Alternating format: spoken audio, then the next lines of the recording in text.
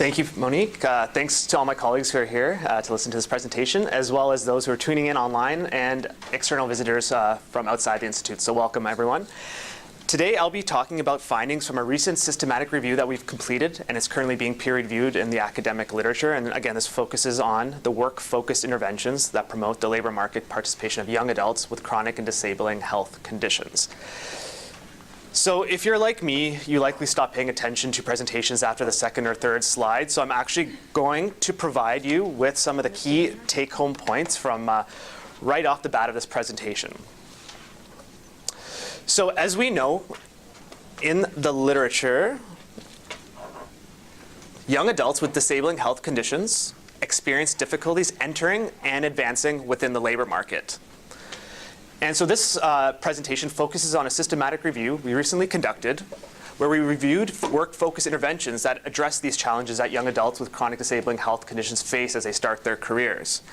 And so what we found in the systematic review was that tailored supported interventions, so these are interventions that come from the vocational rehab discipline, they were the most effective in enabling young people to prepare and enter the workforce. But what the systematic review found was also some of the gaps that exist in interventions for young people with different disabling health conditions. And so that was one of the key findings from this research. So this is an overall picture of the research, and now we'll kind of drill into some of these concepts a little bit more. And to do this, I'm actually going to provide a little bit of context.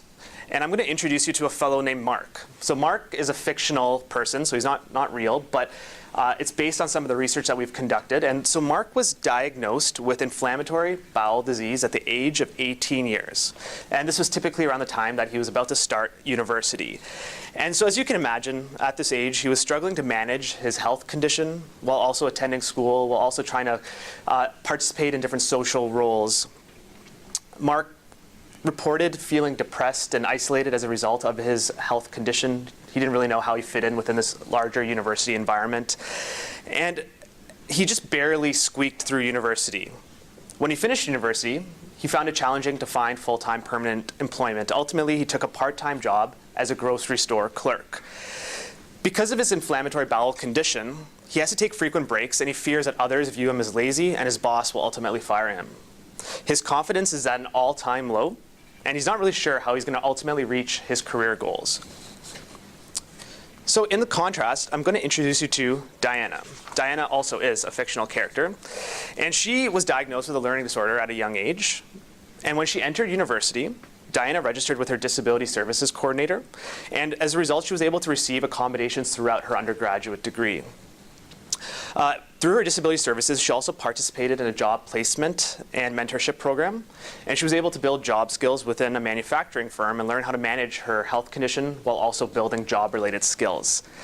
Through this process of this job placement program, she built a great deal of trust with her employer, and ultimately she was hired full-time upon her graduation. And because of this trust that she's built, she feels really confident in requesting needed accommodations, as well as accessing healthcare, as well as other workplace supports. So as you can see in these two differing stories, when we compare Mark with Diana, we see two different career trajectories. And while they differ in terms of the health condition and probably a number of factors, they also vary in terms of their access as well as their utilization of work-focused programs and services. And really, this is the impetus of this presentation and of the systematic review methodologies to examine what exists for young people as they're starting their careers. To what extent are supports like what Diana received available and utilized? So let's delve into some of the theory a little bit. So what is young adulthood and why are we studying it? So I define young adulthood as those between the ages of 18 to 35 years. And what's unique about this period is that it's a transitional life phase. So young adulthood is typically characterized by a number of vocational transitions that mark the exit from educational roles into entry into full-time permanent employment. So this can include transitions like preparation to enter the labor market, actually starting and finding your job, and then sustaining employment and moving up within your career. So number of changes that exist across this transitional period. And literature suggests, and it's not surprising, that employment experiences during this period can shape one's career trajectory. And a lot of folks talk about an effect that's called the scarring effect. So those who face challenges early on in their career are more likely to report underemployment and unemployment later on in their working lives. So clearly, young adulthood is important for shaping one's career. And when we think about young adults, we can also think about the current generation of young adults, which is the millennial generation. And data from Statistics Canada indicates that millennials now make up the largest share of the Canadian labor market. So this is an important subgroup to understand and to provide policies and programs that meet their needs. So millennials are born between the ages of in the years 1982 to 2004. And literature suggests that when compared to previous generations, they report higher levels of technological literacy and education, but are less likely to be engaged in full-time and permanent jobs. So there are several reasons for this trend. One might be an absence of employment opportunities, and I'll touch on this in the following slides. Other research talks about a greater preference for job mobility, and that allows young people to kind of hop from job to job in order to gain the skills and experience to ultimately obtain their kind of job of interest and meet their career goals. And also there could be a greater preference for jobs with scheduling flexibility, a positive organizational culture, or training opportunities, but that might help explain some of these trends. So as I mentioned earlier, millennials currently are more likely to experience they're less able to access full-time permanent work. And one reason for this is that they're more likely to report precarious working conditions. So recently, a survey was conducted of 1,200 millennials in Hamilton, Ontario, Canada. And what this survey of millennials found was, kind of in contrast to our perceptions of millennials, 90% had a greater preference for full-time permanent employment. But among those surveyed, 44% of those millennials actually had permanent full-time employment. 47% of those surveyed reported working in jobs with some degree of insecurity. So clearly there's a trend here. Young people who desire full-time permanent employment aren't actually able to access that type of stability that they desire. And why might that be the case? So we know that the workforce is changing. There's a lot of trends that exist in the literature, but there's several that really do characterize why young people may be experiencing greater levels of precarity. The first is there's a decline in manufacturing jobs, especially in industrialized countries like Canada. And what we're seeing is that these jobs that were traditionally entry points into the labor market for young people no longer exist. And the literature suggests that these manufacturing jobs typically not only offered a level of stability, but they also offered labor protections to young workers, which were essential to health. What we're also seeing is that jobs are at increasing risks of being automated. And what the literature also suggests is that young adults are 3 times more likely to be at risk of automation than other age segments in the Canadian population. And as we all know, there's a growth of gig work and microtasking. And so while this flexibility that the gig work economy can provide can be beneficial to highly skilled young adults who prefer flexibility, it could also create a situation where a young worker becomes increasingly involved in employment, which is characterized by unpredictable schedules or little or no health benefits. And so why is this all important? So as a public health researcher, I think it's always important to help contextualize the importance of work as a public health topic. And we know that work and health is interrelated. Data suggests that work is a critical social determinant of health. Those who have access to full-time permanent employment and greater income are more likely to access nutritious foods. They're more likely to live in safer neighborhoods. They're more likely to access healthcare. They're more likely to access greater levels of education. And that's just the tip of the iceberg. What we also know is that employment provides access to networks of social support. It can contribute to one's identity. It can also be a source of happiness or unhappiness, depending on where you fall in the labor market. And it's not just about being employed or not being employed. What we also know is that working conditions also impact health. Literature suggests that millennials are at greater risk of reporting a mental health condition than baby boomers. So we know this. But why is that the case? One contributing factor to that could be the precarious work that we highlighted earlier. And so that study that I had introduced earlier of 1,200 millennials that were surveyed, what that study also found was that those in precarious working conditions were significantly more likely to report being at risk of poor or mental health when compared to those in secure employment. So clearly there's a relationship between the precarity and the instability in the labor market and mental health that needs to be examined and explored in greater depth. So along with this labor market challenge that millennials are facing, they also face a number of socioeconomic challenges. Millennials, when compared to previous generations, are more likely to report higher costs of living and less wage growth. They're more likely to live at home. They report higher levels of student debt. They're less likely to have retirement savings or collect a pension. And in countries like the United States, they face rising healthcare costs. So clearly, there are some significant issues that require policy and programmatic intervention. And so I've set the stage of the challenges that young people face in terms of employment and the labor market. But when you have a disability, these challenges get amplified. And what we see in the data is that young adults with a disability are significantly less likely to participate in the labor force when compared to their peers without a disability.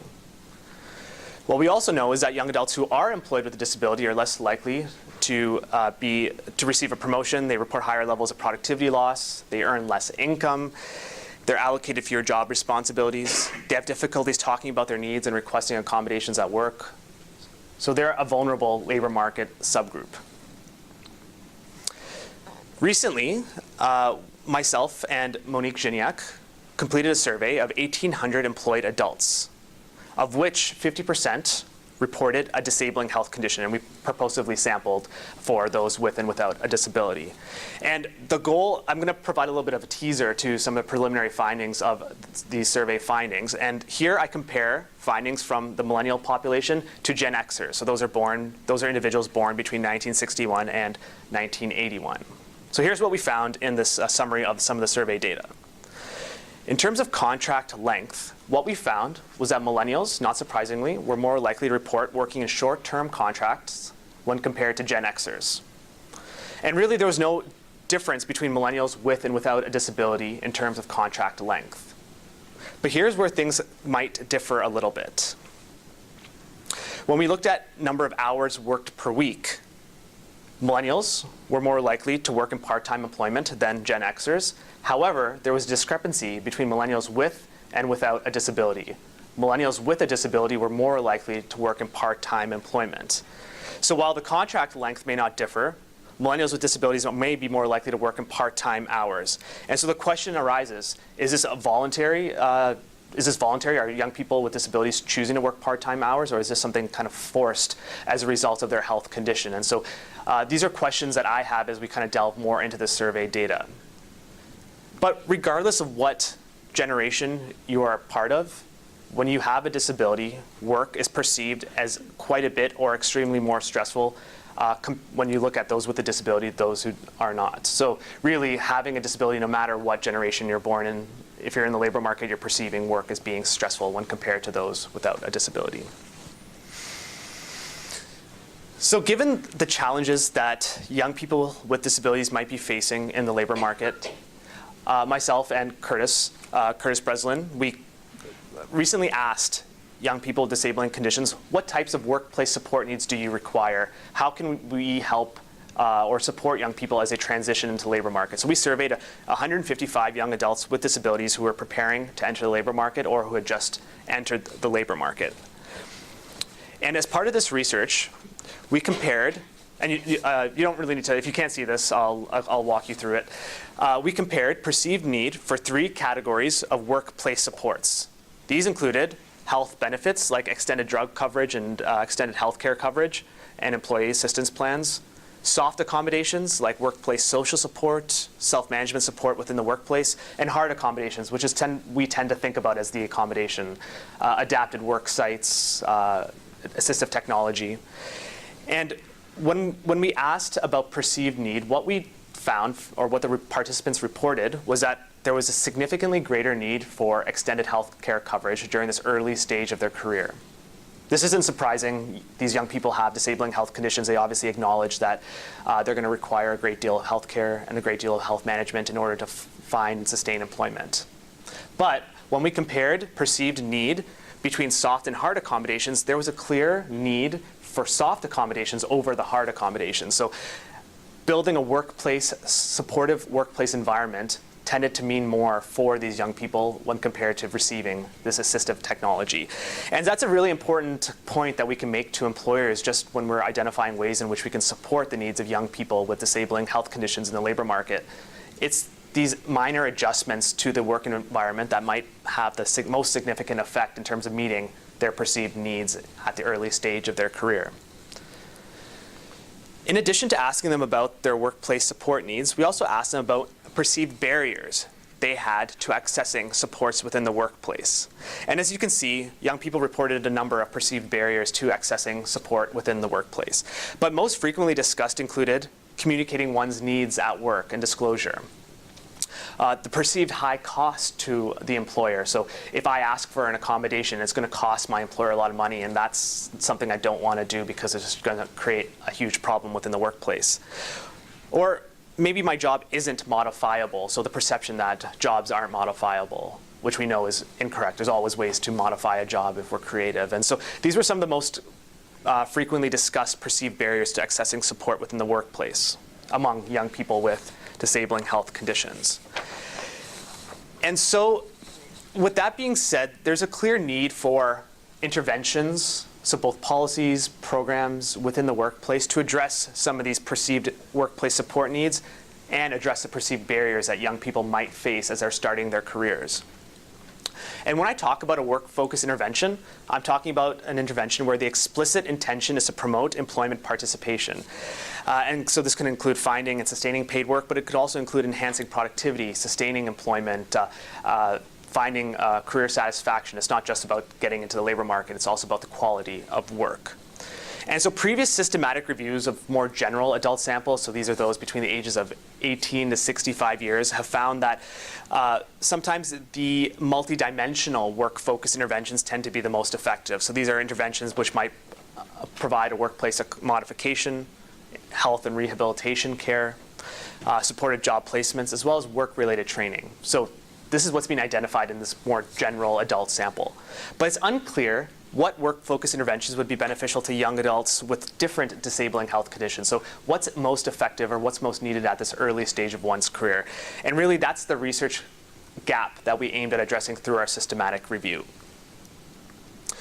So in our systematic review, we aimed at addressing three main research questions. The first was, what work-focused interventions are most effective in supporting the employment of young adults with chronic disabling health conditions?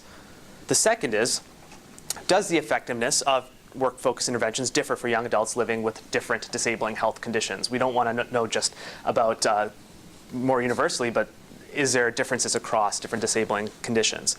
And do the interventions and their effectiveness differ across phases of the transition into the labor market? So does an intervention affect just entry, or does it also affect advancement and career satisfaction? So for those who are unaware with the methodological process, and I know many in the room are aware of what a systematic review is, but I'll summarize this briefly. A systematic review is a literature review that answers a research question by one, identifying primary research, secondly, appraising the methodological quality of that research, and then summarizing and synthesizing the findings with the intention to develop specific recommendations for a range of knowledge users and decision makers. So here at the Institute for Work and Health, we have a long tradition of systematic review methodology. And the steps in our kind of IWH standard of systematic review methodologies involve 6 kind of key steps. The first is developing the research question, which I presented earlier. The next is conducting a rigorous literature search, which involves looking at specific scientific databases to uncover literature that addresses the research question. The next is identifying relevant articles that meet the eligibility criteria, appraising the methodological quality of those literature bases, extracting the data, and then synthesizing the data. And aligning with best practices here at the Institute, as well as best practices in the systematic review methodological literature, we aimed at including stakeholders at all levels of the systematic review process, with the ultimate goal of producing findings that can then be most used for different knowledge users. So I'm not going to go through each step comprehensively, but I think it's important just to highlight the steps that we took kind of throughout the systematic review process, just to give you a greater sense of how we implemented the systematic review methodology. So our literature search was led here at the Institute for Work and Health by our library scientist, Quenby. Where's Quenby? There's Quenby. So the literature search combined terms that were based on our PICO parameters. So this included a combination of terms that captured our population of interest, any work-focused interventions, as well as outcomes. And we constrained all literature within the context of OECD countries. So these are industrialized countries that tend to have similar socioeconomic conditions. So the goal was to kind of identify interventions that would be implemented within these types of contexts. And so our goal was to retrieve studies that contain at least one term from each of these columns in order to be eligible to be included in our kind of universal overall sample of potential studies. And so once we had our kind of broad sample of potential studies, we then implemented a rigorous inclusion or exclusion criteria of each potential article. And this was done through title and abstract reviews as well as full text reviews. And we conducted this with 2 independent reviewers. So we had 2 people looking at titles and abstracts and 2 people looking at full texts. And to be included, a study had to be work focused. So again, it had to have an explicit intention to promote labor market engagement. It had to focus in on young adults, so those ages 18 to 35 years. There had to be a comparison group so we can understand the impact of a workplace intervention on a specific outcome. And lastly, it had to have work participation as its outcome measure. It had to have some sort of level of effect in terms of employment. So where we excluded articles was when there was a clinical intervention and work was not the explicit intention. When there was a general focus on adults, so those kind of 18 to 65 years, and we couldn't really isolate the impact on the early career trajectory. Where there was a focus on adolescents, so those kind of pre-vocations, kind of like the 16-year-olds, 17-year-olds, before they kind of start building their career identity. And where there was no work outcome, so we couldn't really understand what the effect of the intervention was on work participation. So once we were able to identify the studies that should be included, we then implemented a quality appraisal method where we appraised the methodological quality of each study, which included understanding the study design and appraising that, the recruitment procedures, the intervention itself, as well as the outcome and analysis. And through this process, we were able to identify studies of high, medium, or low methodological quality.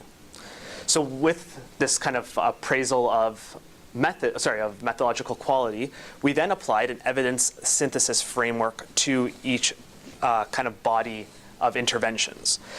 And so this evidence synthesis algorithm allows us to determine the level of evidence with regards to the work-focused programs and the strength of the specific message. So to establish a strong level of evidence, we require a minimum of 3 studies that were appraised as being high quality and which show agreement in a specific finding. So with a strong level of evidence, we can with confidence make specific recommendations for practitioners. To establish a moderate level of evidence, we require a minimum of 2 high-quality studies which show agreement in findings, or 2 medium-quality studies and 1 high-quality study which show agreement. So with a moderate level of evidence, we can make practice considerations. And so with mixed or limited levels of evidence, we don't have the adequate number of high or medium quality studies, so we can't really make recommendations for practice. So that's where there's insufficient evidence to move forward with any specific recommendations. So here's what we found, and this is kind of the exciting part of the process.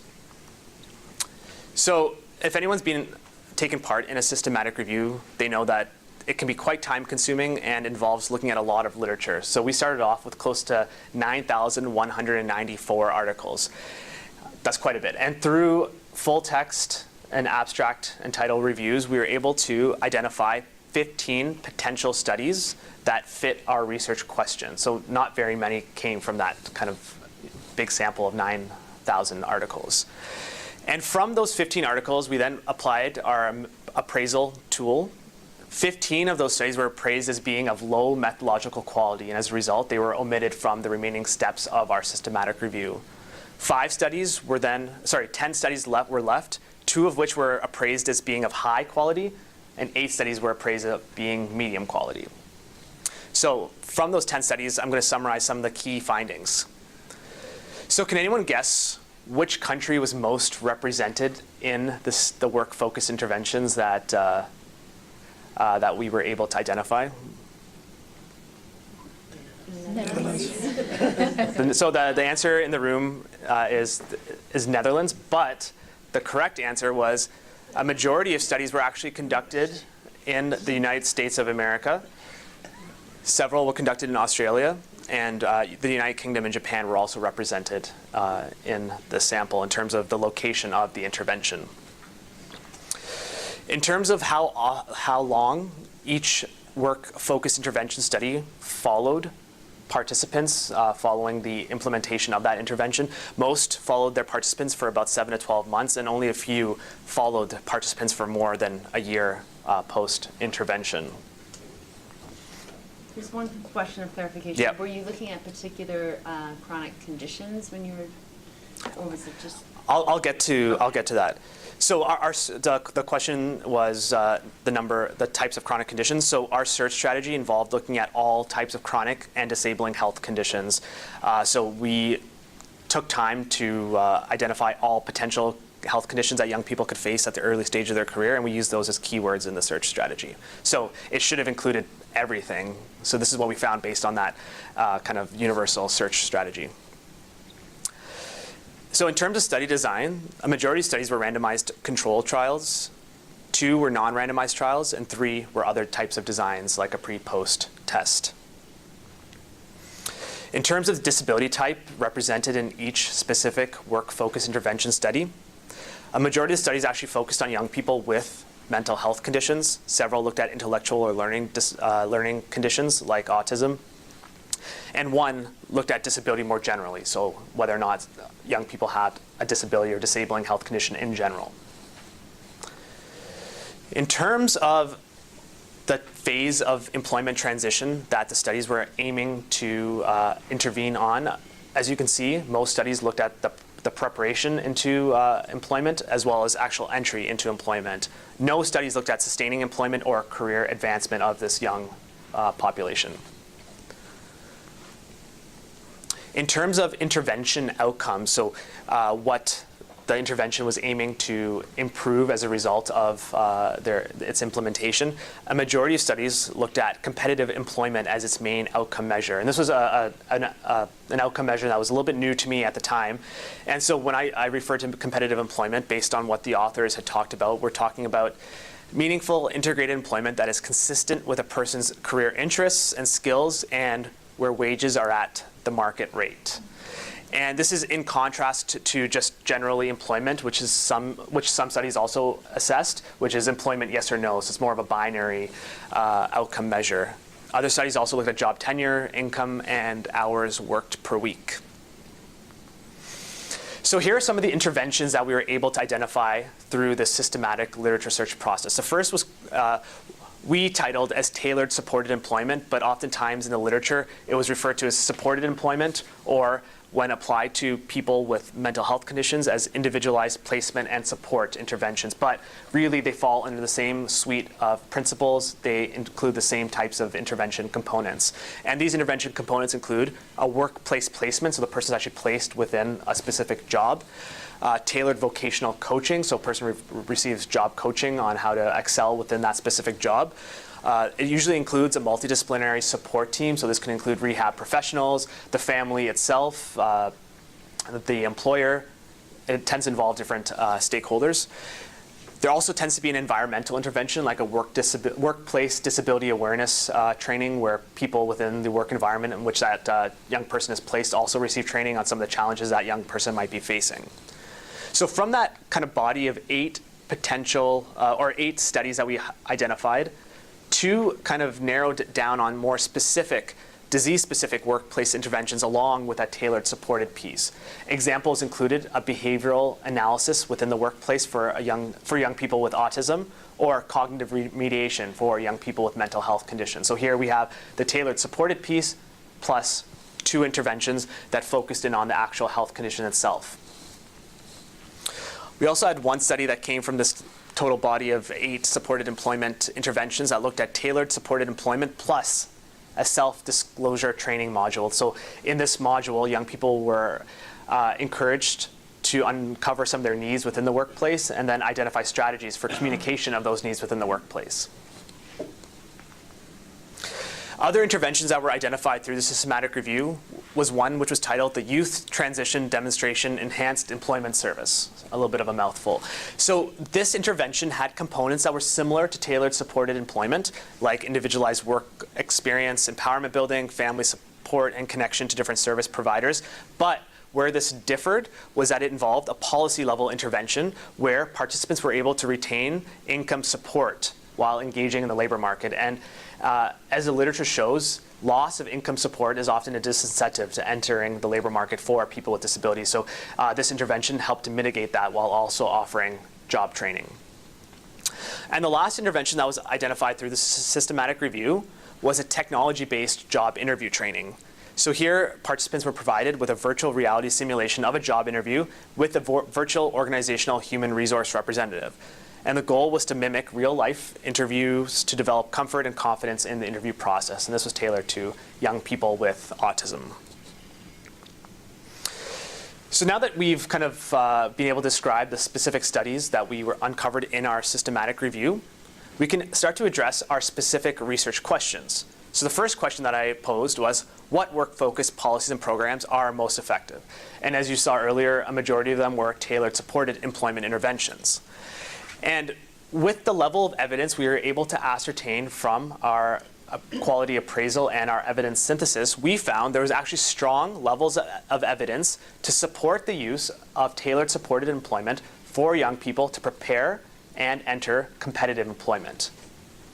We also identified moderate levels of evidence to support the use of tailored supported employment for young adults living with disabling health conditions to prepare and enter employment in any job.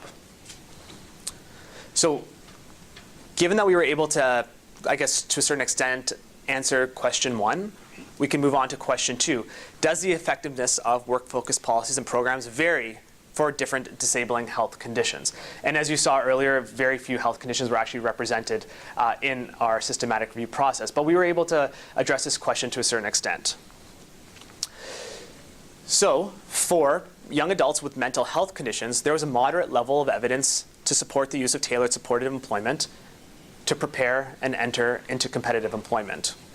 There was limited evidence to support the use of tailored supported employment to prepare and enter competitive employment for young adults with intellectual and learning disabilities. So to some extent, we were able to address this specific question. And the last question that I posed at the outset of my research was, do interventions and their effectiveness differ across phases of the transition into the labor market? And as we saw, all studies focused on preparation and entry. So as a result, we really didn't have enough evidence to address this research question. So what does this all mean? So there's several practice-based messages that we can make. For young adults with chronic disabling health conditions, tailored supported employment interventions can be recommended. And these tailored supported employment interventions may be particularly effective for young people with mental health conditions. But really there was insufficient evidence relative to the interventions that would address the needs of young adults with a broader range of disabling health conditions, as well as interventions at other phases of the transition into employment. So as you can imagine, there was kind of a number of interesting findings. And so the first, I think it's important to reflect on what is it about tailored supported employment that might have made it effective? So if we go back to some of the introductory slides, I think the concept of the multidimensional nature of this intervention helped me understand why it might have been successful. So it involved access to competitive employment, healthcare management, and a work environment intervention. And I believe this multidimensional nature of the supported employment piece may be helpful in enabling young people to address some of the psychosocial and physical workplace barriers that they face. At the same time, there's a number of research gaps, and I think more research is needed to examine the efficacy of these categories of supported employment intervention types of programs. I think we need longer-term studies to examine if tailored supported employment is effective in enhancing productivity and sustained work. Also, more research is needed to examine if tailored supported employment along with disability-specific interventions or those that provide disclosure training can potentially address some of the barriers that young people report to accessing workplace supports. And as part of this process, I think for me, some of the gaps started to emerge in terms of what's actually missing from the intervention literature. And I think there's quite a bit missing in terms of addressing the needs of young people with disabling health conditions as they start their career. So first and foremost, I was surprised by the absence of policy-level interventions to help support employment during this transitional life phase. And when I talk about policy interventions, I'm thinking about policy tools like incentives or disincentives or regulations that can enable young people to start their careers. And I believe policy-level interventions would be effective, especially at a policy or population level. An example of one that was identified in our systematic review was the one entitled the Youth Transition Demonstration Program, which provided income support waivers. It definitely showed that there is some potential to implement these types of interventions for young people, but I think more work needs to be done in this area. Also, I was surprised by the absence of research that looked at work experiences or career advancement. We know that it's not just about finding employment, it's also about kind of advancing and being successful within your specific job. So it was quite surprising that there was no research looking at how interventions impact sustained work, productivity, as well as career growth of young people with disabling health conditions.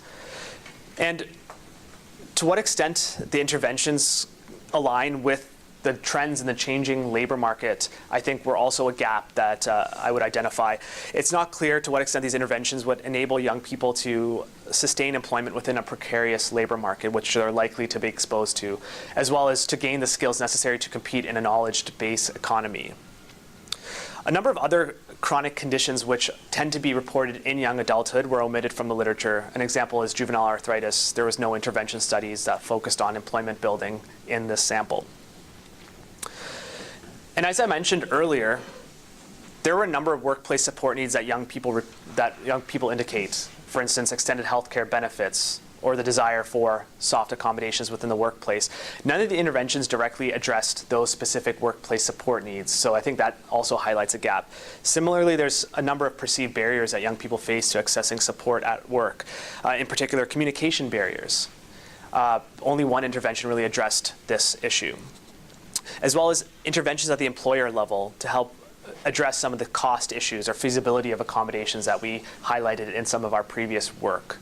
And lastly, as a Canadian-based researcher, I was shocked to see that there was actually no medium or high quality studies that were focused within our context. And I think that addresses another gap that I think we as Canadian researchers need to think about a little bit more. So I'm going to leave you with some final concluding remarks. So young adults, as I mentioned earlier, with chronic health conditions that are disabling are a vulnerable labor market subgroup. Tailored supported employment could be recommended to young people based on our systematic review. But ultimately, my opinion is that we actually know very little about the interventions that foster employment for this population at this stage of their career. And as a result, I think more research is definitely needed. We need to think about how to develop interventions with a wider reach, so not just maybe focusing on specific health conditions, but looking at how to promote employment amongst a broader kind of subset of young people with disabling health conditions. More research is needed to address at-work experiences or understand at-work experiences so we can develop interventions that address those at-work experiences. And look at how the changing labor market impacts work experiences and how we can then develop interventions that address those needs that exist as a result of the changing labor market. And so I'd just like to acknowledge my research team that played a huge role. We had a number of stakeholders as well as researchers involved, including Rob Shaw, who's a PhD student at the University of British Columbia and who played a huge role in moving the systematic review forward. Our research was funded by the Canadian Disability Participation Project and the Social Sciences and Humanities Research Council of Canada. And I'd also like to acknowledge my colleagues here at the Institute for Work and Health who provided a great deal of methodological support on the systematic review procedures. So my work site is here. I'm happy to share this with you guys, and I'm now happy to take questions. We have questions from folks. I can start us off, or Peter, why don't you start us off, and then Dwayne, and then... Thank you, Arif. You're welcome. So I have a couple of questions. Let me ask about the outcomes, about how is the outcome measured in terms of, I understand it's meaningful employment. You mentioned a little bit about the sustainability. So is it just at the end of the program they were in work? Was there any looking about how long that employment lasted for? Did they remain in work? I guess, how much of the research in this area actually gets into what happens after you first get back to work, or first get to a job? Yeah, so so the question was, to what extent do studies describe or talk about how the intervention affects employment after they've entered the labor market?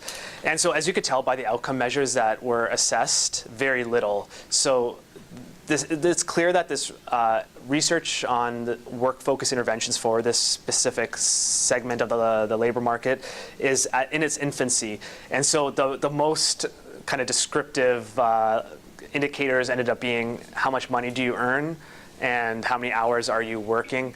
And that ended up being the author's markers for kind of success. And then they weren't followed beyond a year typically, right? So we really know little about how interventions affect the career trajectory. So in an ideal case, you'd be able to follow someone for 5 to 10 years to really know how successful they were, because it's unclear if a young person started a supported employment intervention, they entered the labor market, and then ultimately it wasn't successful. Within 3 years, they were back on income support. So I think there's a lot more questions than there are answers to that. Thank you. Dwayne? In the overview, how many high and medium quality studies were what you used moving forward? 10. 10, yeah. And so there was 8 that were kind of categorized as tailored supported employment. Right. And then there was, from that 8, 2 were tailored supported employment plus kind of a disease-specific intervention, and 1 was tailored supported employment plus self-disclosure. Okay, and so you're leading me right to the part of the question was, of the tailored supported, were most of those from the U.S.? So the question is, were most of the tailored supported employment interventions based in the U.S.? So if my memory corrects me, and I can confirm this with you afterwards, I think a majority were from the U.S., but I recall that the one from Japan was also a tailored supported intervention piece. So, and there was one from Australia that was also tailored supported. So I can definitely say that they weren't all based in the U.S. So the punchline there is that the ADA, the American Disability Act, which spawned a lot of research on vocational and other, may have, so it may, I was just making a link that it may in fact be a policy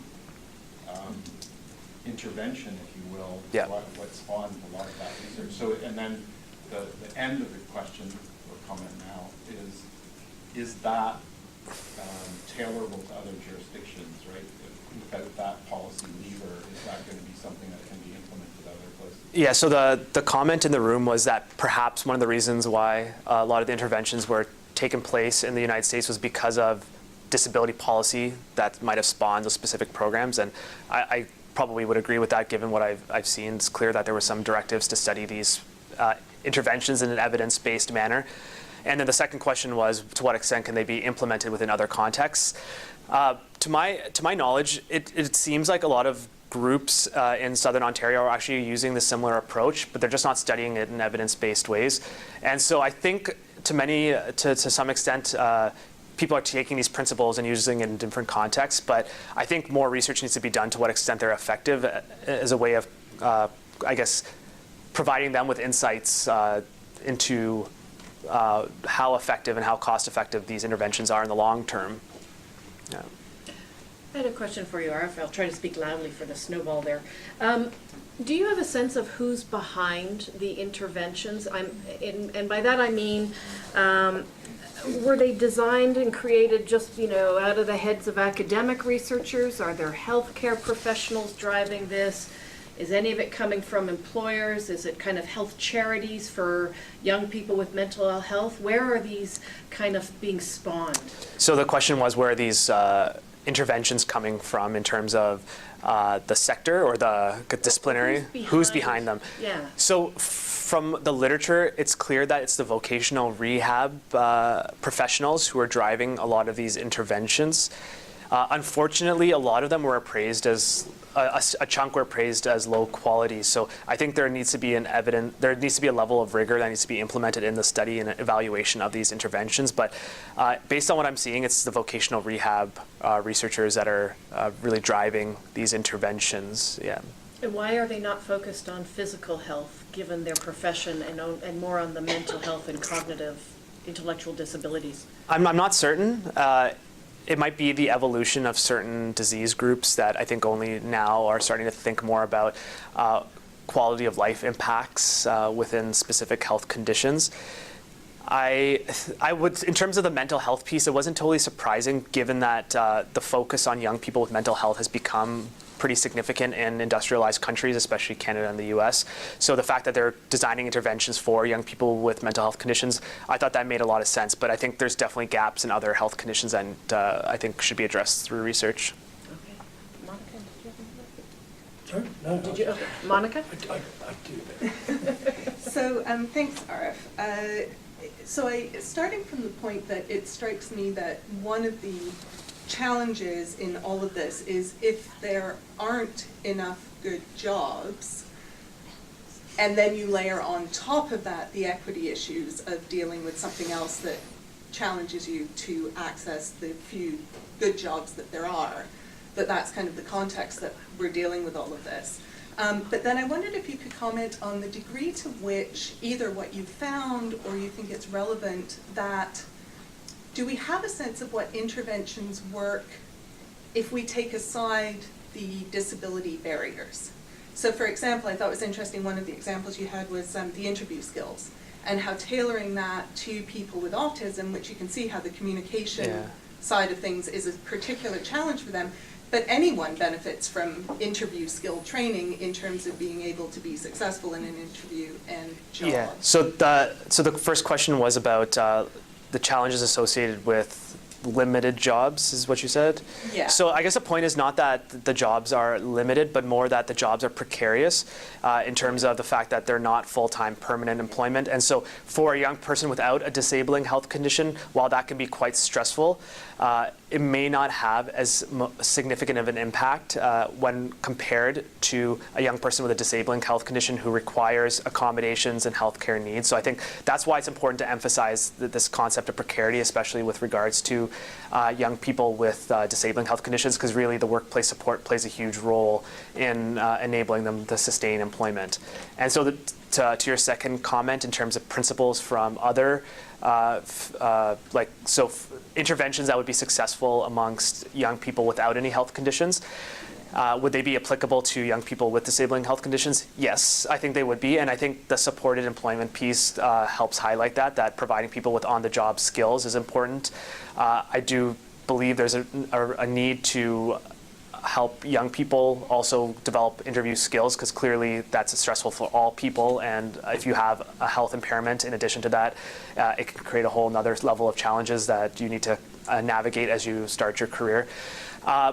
But I think it's important to note that this is a unique subset of the population because they're coming into their careers with specialized needs, and these needs vary from feeling down and depressed and not being able to describe that at work to having physical impairments that limit your ability to navigate the workplace. And so, you can probably draw in principles from other that exist in society, but I think there's definitely a requirement to kind of drill down into more specialized interventions for this population.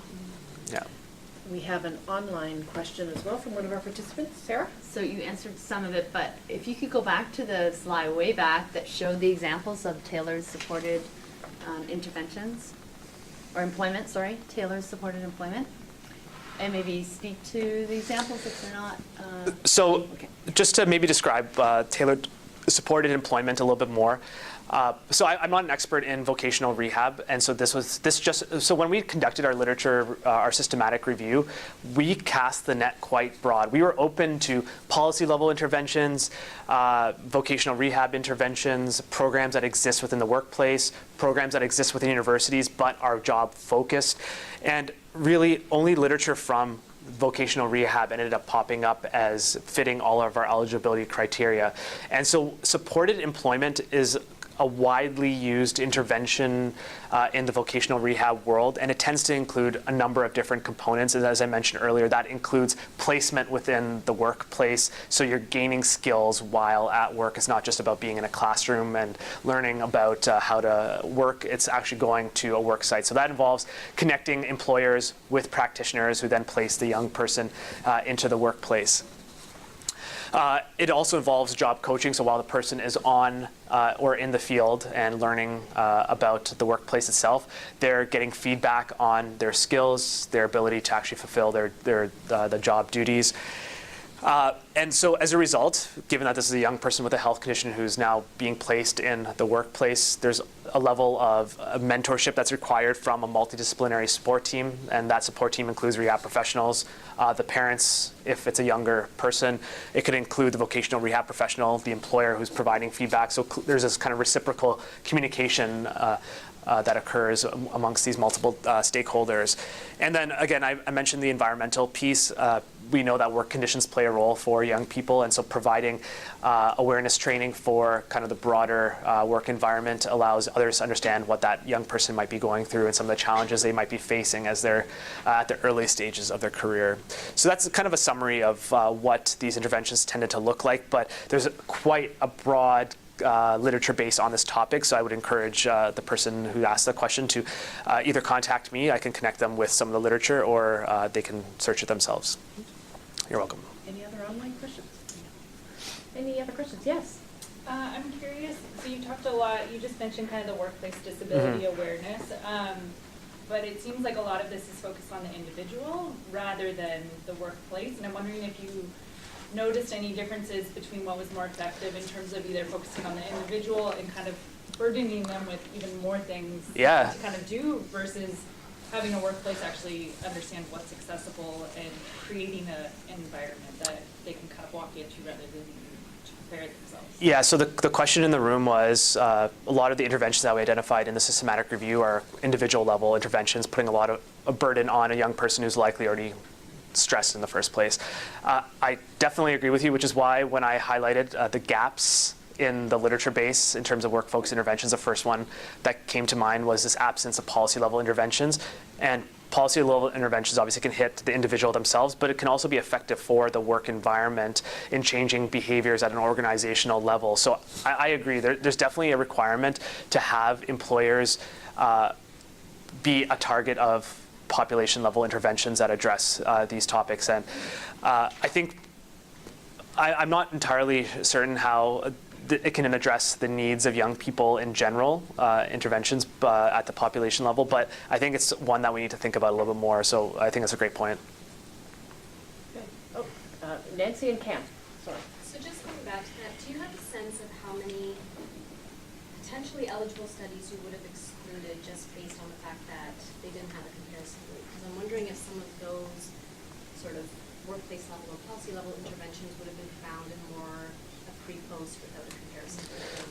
Well, we were including pre-post tests in as a study that would be eligible, as long as there was some like level of comparison. So like.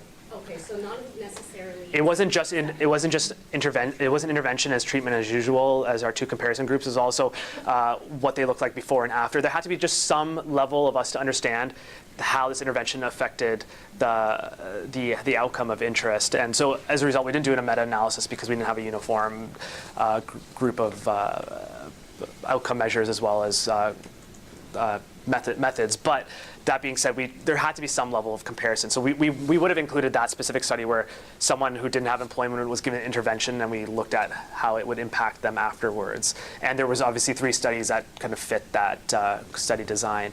But I think you bring up a good point, and one of the next steps in this process is to look through the gray literature to understand what what else is being published on this topic that's not coming from the scientific literature, because there likely is quite a bit, and we need to understand that as well as the peer-reviewed literature. But this was this was our starting point as a way to kind of continue that process on a little bit more. Cam? So it's just a coincidence, Nancy, but just following on the line of your questioning. So you've been on your feet now for about an hour. How you doing? I'm doing well. Okay. So I'm going to throw a question at you that I'm going to ask you to sort of stretch here in terms of thinking about research designs. So in Canada, there are a number of employers, not difficult to identify, who have made a commitment to hire a certain proportion of the workforce from among young people who have health impairment. Yep. I can name like 5. Yep. What's the research design that would provide a comparison to understand the way in which young people who are recruited by those employers, those are supportive employers who have a corporate commitment to this, what's the research design that would provide a comparison?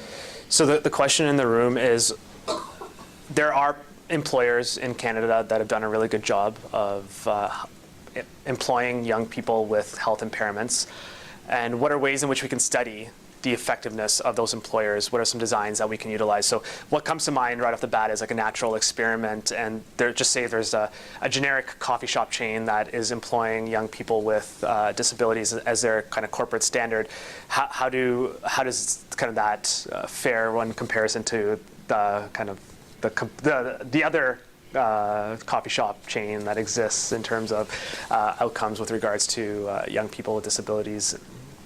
That would be one potential strategy that you might want to look at. But I think it's a good question. It is a good question. It's a good question. Do you know the answer, Nancy? I do know. No, we don't know the answer, but we'll work that one through with you. Yeah. What's the comparison to that condition? And I think we would want to think about a cohort of people with health impairments, young people with health impairments, some of whom have the good fortune to have acquainted themselves with a high-quality employer, some of whom who didn't. And perhaps it's through that contrast. Yeah, and I guess it's also connecting. There's oftentimes supports do exist in kind of in Southern Ontario, so how do we connect young people with those types of supports? Unfortunately, they often occur through the universities, and not everyone has access to universities, so that's kind of one gap that exists. But yeah. I think that's a nice way to wind up for the future research. Thank you very much, Arif. That was wonderful. Thank you.